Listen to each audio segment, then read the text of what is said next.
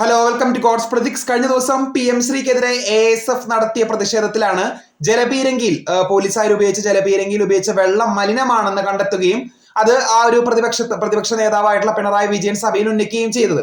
അപ്പൊ അദ്ദേഹം ആ ഒരു വെള്ളം എങ്ങനെ ഉയർത്തിപ്പിടിച്ചിട്ട് പറഞ്ഞത് ഇങ്ങനെയാണ്: ജലപീരങ്കി സാധാരണ ഉപയോഗിക്കാറുണ്ടല്ലോ, പക്ഷെ വിചിത്രമായ സംഭവം ഉണ്ടായത് രാവിലെ നമ്മൾ ആരോഗ്യ പ്രശ്നങ്ങളാണല്ലോ ചർച്ച ചെയ്തത്. ചില സഭയിലെ ആരോഗ്യ രംഗത്തെ എന്താ പറയുക സുപ്രധാനമായിട്ടുള്ള തീരുമാനങ്ങളാണ് ചർച്ച ചെയ്തത്.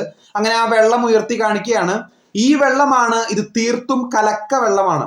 ഞാൻ പറയേണ്ടത് ഞാൻ പറഞ്ഞു തീർക്കും. ഏതോ തോട്ടിൽ നിന്ന് എടുത്ത വെള്ളമാണ് ഇത്. അമീബിക് മസ്തിഷ്ക ജ്വരം ഉണ്ടാക്കാൻ പറ്റാവുന്ന വെള്ളമായിരിക്കും. സാധാരണ വെള്ളം ഉപയോഗിച്ചു കൂടെ? ജലപീരങ്കി സാധാരണ തന്നെ എന്ന് വെച്ചാല് സാധാരണ വെള്ളം അതിൽ ഉപയോഗിച്ചൂടെ എന്നാണ് പിണറായി വിജയൻ ചോദിക്കുന്നത്.